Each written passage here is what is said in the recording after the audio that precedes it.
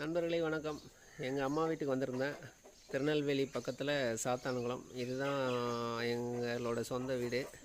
அம்மா இங்கே தான் இருக்காங்க.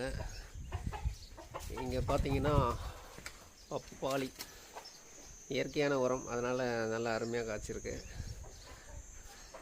அப்படியே வீட்டுக்குள்ளே போகலாம். இதுதான் எங்கள் அம்மா தற்போது வசித்து கொண்டிருக்கும் வீடு. இதுதான் எங்கள் அம்மாவோட வீடு. இதுதான் எங்கள் அம்மா. இது என்னுடைய உடன் பிறந்த அண்ணன்.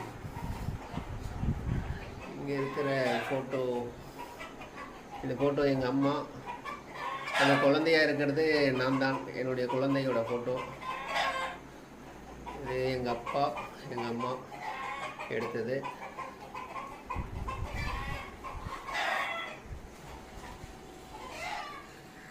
இது கிச்சன்.